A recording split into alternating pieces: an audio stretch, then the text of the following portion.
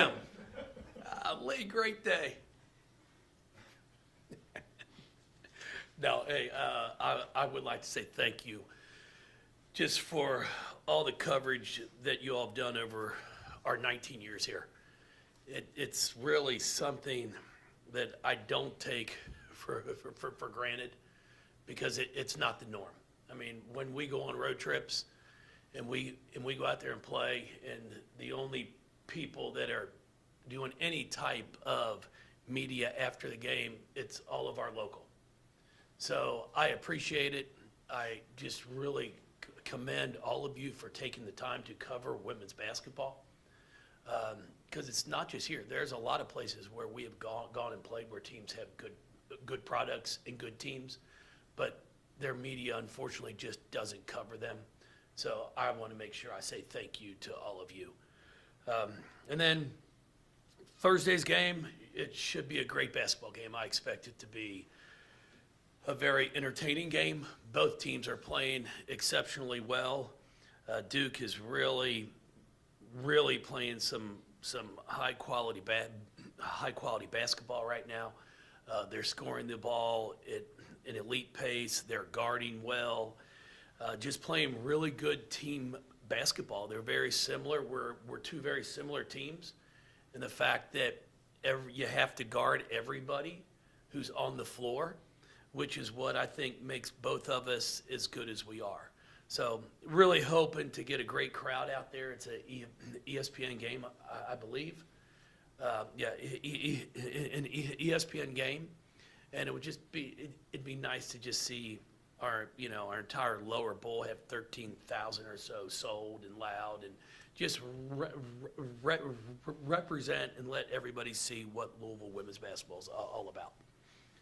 Just going off of that, Jeff, obviously defense was what really helped you guys on Sunday. What do you like about just the way that this team has progressed on that end of the ball? Well, we're doing a pretty good job of making it difficult for our opponents to score. Now, one area that we've got to get better in and fast is just our one-on-one defense. Trying to do a better job of just squaring up the ball handler, not giving them an angle to get to the basket either towards the middle or baseline. And then we've really got to be on point of making sure our rotations are good.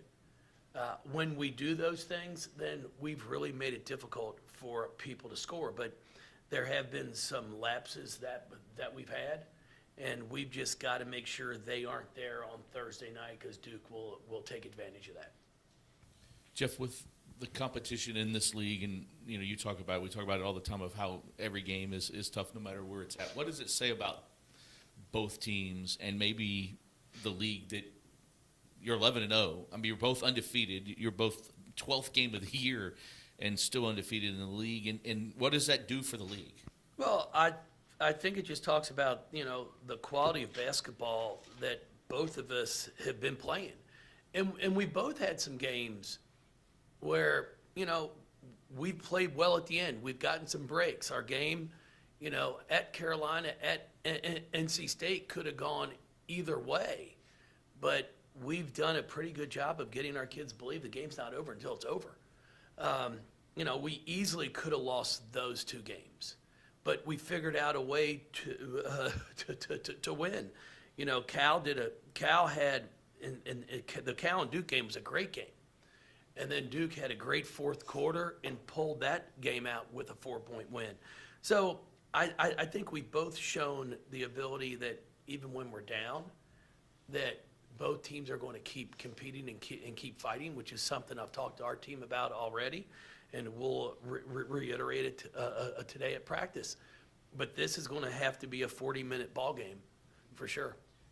I know both of you are focused on the game, but what does this do for the league? Like just the national attention that this is going to get this week. Well, I think it's going to showcase what our league is really all about. I mean, I thought last night the NC State North Carolina game showed well for the ACC. So we might not be getting the talk of some of the other leagues, but we've got some really quality basketball in this league. And we both need to do on Thursday night is come out and play a good basketball game. You know, make sure it's a high-quality game, high-quality basketball. And, you know, obviously, someone's going to win and somebody's going to lose, but it's also the way you play. So I think both teams are playing very, very, very well, and it should be a really good basketball game. Jeff, you mentioned how well you guys are playing defensively, but offensively as well. You've spoken about this a few times this year, that it doesn't matter what night it is, there could be somebody else stepping up and being that big scorer. How difficult is that making it for opponents when they come into your place to try and prepare for an offense that, I guess, preseason might have thought it would always go through Taj, but now you've got multiple players who can step up big? Yeah, a lot of teams are, you know, you have to guard everyone because of the fact we've proven everybody can score. And then when you do that, it opens the floor up. And then you try to find out where the best mismatch is going to be. And that's what makes it so much fun, and I think our kids are enjoying it so much. It's any given night, it's going to be somebody else's chance. You know, and it's all going to come down to where the best matchup is for us. And a lot of times we don't know that before the game starts. It's as it's developing and we're seeing, okay, here's where we have an advantage. It might be on the perimeter, it might be in the post. Then that's where our kids are really buying into, let's get that person the ball.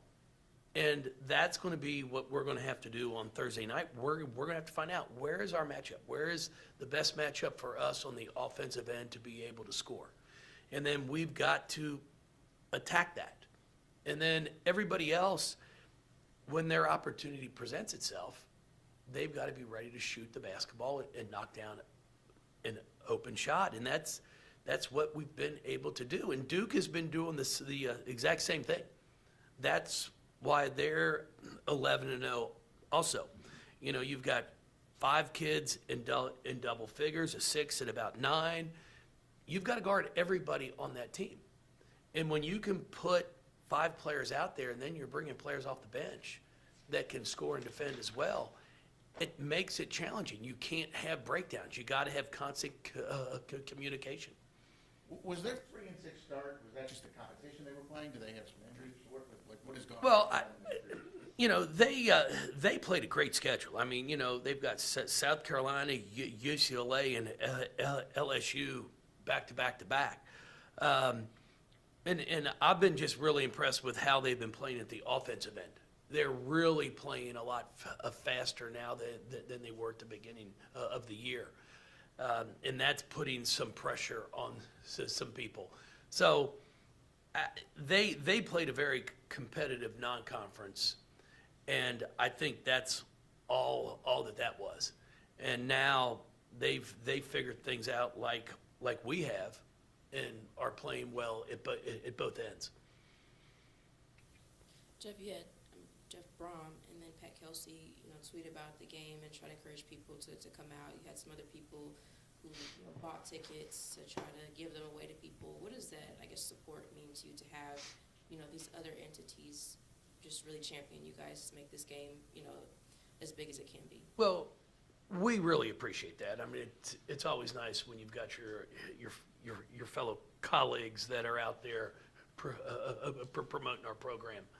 And I think it's, you know, we've done a pretty damn good job of making sure we've had a program here for 19 years that, you know, I say it all the time, if we're on the men's side, we're sold out every night.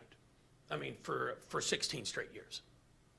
But unfortunately, we're not. But we do have wonderful diehard fans. And, you know, anytime that you can get your football and men's basketball coaches to put the word out to come out and support, it's a big thing. You know, I go back and I say it, and I'll say it again. I mean, our attendance really took a huge leap when the arena opened downtown and Coach Pitino insisted the women play the first game. Everybody wanted the men to play the first game. And Rick was like, no, the women need to play the first game, and you need to make it a $5 ticket and sell the place out. And we got Tennessee to come up here with Pat and we put 22,000 in that place. And it was Shoney's freshman year, her first game. But people that normally didn't get the chance or weren't going to get the chance to get into that arena were able to. And then when they had the opportunity to see us play, it was like, wow, that's pretty good basketball. And we had a huge increase just after that game in season tickets sold. So, you know, getting people to come out for a first time sometimes is what it takes. And when you've got, you know, Pat and Jeff saying, hey, come on out, come out and watch them. Hopefully we'll get a great crowd in there, and some that might not have been there before to watch a women's game, and hopefully they'll come back. But we've been very blessed here and fortunate to have a loyal fan base, and I'm grateful for them because they understand what really good basketball is. McKinley has just been having a great growth spurt this second season. She, out of the last 5 games, she's in double figures 4 of them. Just what have you seen from her and how her game has grown over the last year? Well, I think it's all of them. I mean, it's freshman year to sophomore year. You look at what Aleph has done going from her sophomore year to her junior year. You know, Mac's just more comfortable. She knows what works for her now. She knows what we're asking for as a coaching staff, what I'm asking for. She's embracing it and having success. So I think she likes what's going on, and I think she'll only continue to get better and better. But it's also the work that she has put in. You know, it's like schoolwork. You aren't going to be successful if you don't study it. And you're not going to be successful at this if you don't put extra reps in. And she's done that. She's reaping the rewards of what she's been putting in. And because of that, I think she's the type of kid that she's just going to keep working because she likes what she's seeing. Now that we're in February, when do you start looking at potential NCAA seeding, you know, the possibility of getting a number 1 seed? And do you talk about that with the team at all? No, we haven't really talked about that yet. We have talked about, you know, the opportunity to hopefully host and play at home, but we've also continued to talk one game at a time. I mean, it goes all the way back to our game at Notre Dame, at NC State. You come back home, you get a bye week, you play Boston College, and you're back out at Stanford, at Cal, and now it's a home game with Duke, and then on Sunday at Syracuse. Like, it's one game at a time, but we know how important these games are. You know, we're 6-3 right now in quad 1 games, and I think all 6 are road wins. So it'd be nice to get a quad 1 win at home, and that would be an opportunity for us on Thursday night.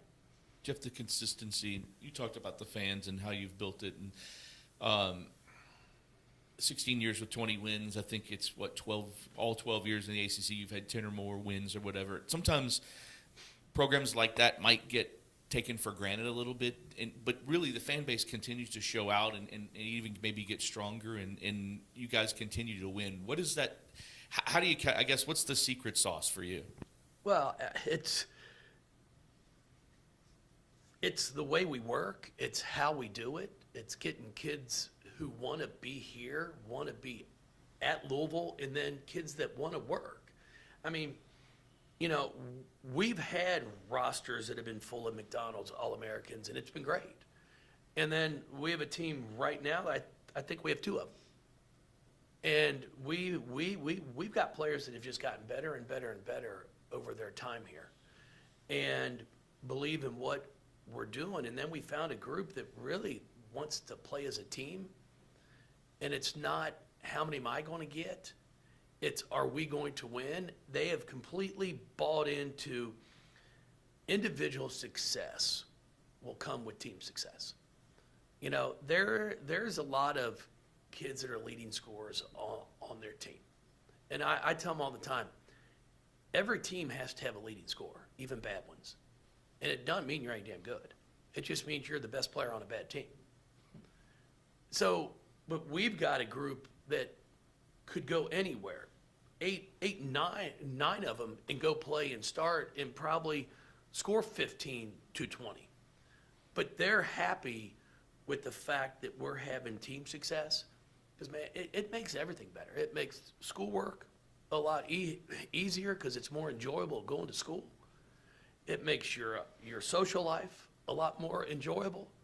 Like, everybody's having success. Now, are we going to go undefeated? Sure, I'd love to from here on out. It might not happen. But then how are we going to handle that? But it's been 16 years of 20 straight wins. I mean, our third year here was our clunker with some injuries and some kids that were out. But besides that, it's been a pretty impressive run, I think, we've had here. And I don't see it stopping. We're going to continue to work and continue to look to find players that want to be a part of this. But I do agree. I think at times in our community, in our city, it's like, oh, shit, they just won again. That's what they're supposed to do. And it's not, I mean, it's not easy. I promise you, the other team is trying to win too. But we really do appreciate, because we have a loyal fan base that is absolutely fantastic. And I appreciate them, but I'd love to see this place, have 13 or 14,000 in there on Thursday, and then have that continue for the rest of the road games, or our home games, because we have, I think, 6 left at home. After we got 5 after this, or 5 now. 5 now. We have 5 now starting. Yeah, so we have 5 home games left, and we'll have a string of 3 in a row before we end out with Notre Dame here at home. So these kids, I think, have shown they come out and support them, and I really think you'll enjoy the product and you'll enjoy the effort and the way they play. Jeff, you talk about how hard it is for other teams to scout you guys, and you have multiple options. But for you coaching, when you've had, the Danas, the ADs, the Angels, how different is that for you to coach when you have all those different options? Oh, it's not. It's because it would be if they were all selfish. But it's not, because everybody I think we've had 7 players that have scored 20 points or more in one game. So they all know, hey, my time's coming. Depending on the matchup, it's going to be my night. And then it's not like they're not scoring on those other nights. They're still getting, 12, 13, 9. So they're still involved and still a huge part in what we're doing. It's not just throw it to that one, they're taking 30 shots. But when we see the mismatch, the matchup that we like, that person might be getting 15 or 16, but then we're going 9 for 16. We're going 10 for 15. It's not throw it to the one, they're taking 30 and they're 12 for 30. So I think they've all bought into this and are just having a great time with it. Jeff, you after you have Duke, I don't want to get too far ahead here. You go to Syracuse, it's probably going to be 19-4 when you play them. Does that speak to the depth? I mean, you've got NC State, North Carolina, Duke, yourself, Syracuse, all these teams that are pretty good this year in the ACC. You kind of touched on that a little bit. Yeah, that's kind of what we've had over the past 16, 18 years. I mean, we've had a really good basketball league in women's basketball. So nothing's really changed with that. Syracuse has done a great job. They're playing some really good basketball as well right now. So you can't. It's not like, okay, well, we've got Duke on Thursday, then we can take a break on Sunday. No, it's going to be competitive. I mean, I watch Virginia Tech. Virginia's playing well. They just had some games at the end where they lost. I mean, you can lose and still play well. There's a lot of breaks that are involved in this game. Like I said, look at us at Carolina, at NC State. We took advantage of some breaks, but you've got to figure out, and if you work and do things the right way, sometimes the breaks fall your way. Is Amari okay to? You said she was probably going to be okay to play on Thursday with the ankle. Yeah, she'll be fine. She played, I think, 12 or 13 minutes for us at Cal. Could have played more if I needed her to. She'll do some things today, but then she'll be full go tomorrow. Yes. Do you ever talk to them any more about handling success than maybe you did when teams were built differently and you had them year after year after year and they expected this success and all of this? Is it any different with a group like this with some new people or young people that maybe haven't experienced it? Well, I think a lot of them are enjoying it for the first time. I tell them, as long as we keep the wins, stay on social media. As soon as we lose, get off. It's not that hard, but for some of them, it's difficult. I'm like, you lose a game, and then that's when they get on, and I'm like, they ain't saying anything good about you or me, so it's okay, guys. Like, jump on now, enjoy it. But it is trying to just get them to all understand it is a process. That's not just coach speak, it's just the truth. When we looked at our schedule, do I go through before the year starts and go, okay, where do I think we can be? What's best case, what's worst case, and what's in between? Of course I do. And that's part of coaching. But at the same time, I want to make sure our kids understand no matter what happens on Thursday, we are playing on Sunday. And it's a huge game on Sunday. We win on Thursday, man. You go up to Syracuse, they're going to be ready to play because Syracuse is also playing to keep their status for a double bye. And then they're playing for a quad one win, hopefully to give them a chance to get up to a 4 or 5 seed. There's nothing like the opportunity to host the first 2 rounds. So there's a lot at stake for us. And I think my staff, we have done a great job of making sure our kids understand that without putting too much pressure on them. Have you looked into, are you chartering to Syracuse? Have you looked Yes. at taking the snowblower with you? Is that how you could really get some work in there? I got to check to see what the weather is because I don't want to leave a sports reporter here with just a shovel. I want to make sure that they might have a snowblower if needed for their driveway. It was really a coincidence that I text, call, I'm out front, I'm in the driveway. Don't hear a word until I've absolutely finished the entire thing. Not one even second of coming out with a shovel to say, hey, can I help? No, nothing. Smart man. The Broncos were on. Well, that's true. If you did it again, they wouldn't be on. He'd probably be out. We'll have to wait for the next snow. We'll have to- Yeah. You won't have to worry- Yes, we will. You won't have to worry about that anymore. The guy you bought the snowblower from is my neighbor. Really? At Lowe's. Yeah. He said, call Jeff. He'll come over and help you. I sure will, without a doubt. It was great. I appreciate y'all. Thank you. I was hoping for tonight, but it looks like. I know. I was ready to get back out there. My sidewalk's done. So if anybody's complaining about